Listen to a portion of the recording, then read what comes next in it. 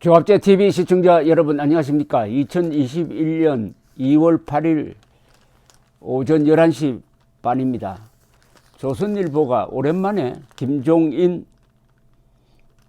위원장을 비판했습니다. 그동안에 조선일보 특히 정치부 기사는 김종인 그리고 황교안 두 사람에 대해서 매우 우호적 기사를 써왔습니다. 특히 김종인 씨가 이 탈보수, 친호남 노선을 밟을 때 적극적인 응원을 한 신문이 조선일보였습니다. 그런데 오늘 사설은 완전히 다릅니다. 아마 참다 못해서 이런 오랜만에 비판을 한 듯 합니다. 제목이 야 또다시 아집과 오산 정권 폭주 못 막는다. 야당 야자를 썼는데 읽어보니까 김종인 위원장을 주로 겨냥한 비판이었습니다. 상당수 국민들은 오는 4월 7일 보궐선거 추이를 걱정스러운 눈으로 바라보고 있다. 서울과 부산에서 치러질 이번 선거, 특히 서울 선거는 내년 대선의 향배를 결정짓는다. 집권당이 소속 시장들의 성추행 때문에 열리는 보궐선거에서마저 이긴다면 대선은 해보나 마나 싸움으로 흘러갈 게 뻔하다.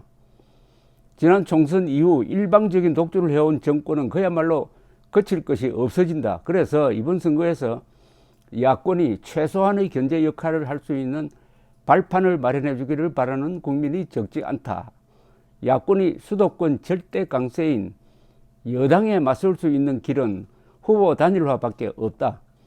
모든 여론조사가 야권 후보가 단일화되어도 박빙의 힘겨운 승부가 될 것을 예고하고 있다. 그냥 야권에서 후보를 한 명 추리는 정도로도 부족하다. 패배자가 승자를 전폭 지원하는 단일화가 되어야 해볼 만한 싸움이 된다. 그러나 야권 분위기는 이런 단일화를 기대할 수 없는 방향으로 흘러가고 있다. 김종인 국민의힘 비상대책위원장은 안철수 국민의당 대표는 국민의힘 간판으로는 당선될 수 없기 때문에 들어올 수 없다고 내게 말했다고 밝혔다. 두 사람 사이 이야기를 굳이 밝혀서 야권 지지자들에게 안 대표에 대한 부정적인 인식을 갖도록 유도한 셈이다.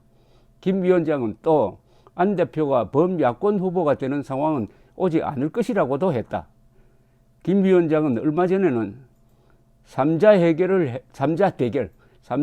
대결을 해도 국민의힘 후보가 이길 수 있다는 상식 밖의 말을 하기도 했다. 당박 후보로 단일화되는 상황은 받아들이지 않겠다는 투다.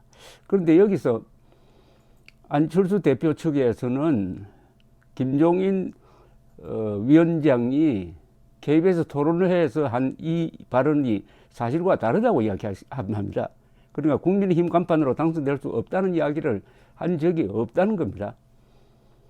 어쨌든 이런 이야기를 이 시점에서 굳이 해가지고 국민의힘 지지자 내지 보수 지지자들이 안철수 대표를 찍지 않도록 했는데 안철수 대표로 단일화가 되었다 하면은 결국 김종인 씨 발언은 안철수와 보수를 이간질시키는 발언이 아니냐 하는 점을 지적하고 있습니다. 이어서 이 사설은 애초에 안철수 대표가 국민의힘에 들어오거나 국민의힘이 안 대표가 제안한 원샷 경선을 수용했다면 순조로운 단일화가 성사되었을 것이다. 그러나 양측의 거부로 무산되었다. 가장 합리적인 방안은 안철수 씨가 제안한 국민의힘이 플랫폼이 돼가지고 개방형으로 국민의힘 소속뿐만 아니라 안철수, 금태섭 이 외부 인사들을 다 끌어모아가지고 여기에다가 결선, 준결선까지 경선 절차를 좀 2중, 3중으로 해가지고 미스터 트롯식의 흥행을 하는 안, 이 안철수 씨가 제안한 안입니다. 저는 이게 가장 합리적이었다고 생각하는데 이걸 거부한 김종인 위원장은 국민의힘 경선 따로, 그 다음에 바깥에서 경선 따로, 나중에 3월 초에 결승전 하자 이런 구도로 갔다는 지적이네요. 그래서 안 대표가 과거 여러 차례 임했던 단일화가 늘 모양이 안 좋은 결론으로 끝났던 전례를 떠올리는 사람들이 늘어나고 있다. 야권의 큰 형격인 국민의힘의 배타적 자세 때문에 더욱 그렇다. 내가 아니면 안 된다는 아집과 내 힘만으로 이길 수 있다는 오산이 야권의 단일화의 어두운 그림자를 들이우고 있다. 그 결말엔 또 한 번의 예정된 패배가 기다릴 뿐이다. 선거에서 가장 금물은 오만한 자세입니다. 그리고 안이한 자세입니다. 그리고 그것보다도 더 기분 나쁘게 받아들이는 게 유권자는 냉소적 자세입니다. 지금 김종인 대표는 꼭 심술을 부리는 것 같아요. 이 80대 노인의 심술은 보기가 좋지 않습니다. 심술에다가 냉소적입니다. 이 안철수에 대해서 이 설명하는 부분이 아주 철없는 사람이란 식의 아주 냉소적 인간적 면에 대한 코멘트가 많아요. 이렇게 하면 안 되죠. 좌파로부터 배울 건 배워야 됩니다. 2011년 10월 26일 박원순 대 나경원 서울시장 선거가 어떻게 이루어졌는지 잘 알지 않습니까? 그때 안철수 씨가 출마했으면 당선되었을 것입니다. 박원순한테 이른바 시민 후보 자리를 양보를 했어요. 그리고 당시에 야당인 민주당이 경선을 통해서 박영선 씨를 후보자로 뽑았습니다. 그리고 박영선 대 박원순의 대결이 있었습니다. 아주 관심을 많이 모았습니다. 여기서 박원순 씨가 이겼습니다. 이기니까 선거대책본부를 만들 때 민주당 대표이던 손학규 씨가 선거대책위원장, 상임위원장이 되어가지고 선거를 지휘를 했습니다. 그리고 졌던 박영선 씨도 공동선대위원장이 되고 해서 이 좌파 단체와 민주당이 한덩어리가 되었습니다. 그래서 이긴 겁니다. 그런데 지금 김종인 씨가 하고 있는 이런 방식은 이 단일화의 열망에 완전히 찬물을 끼얹는 겁니다.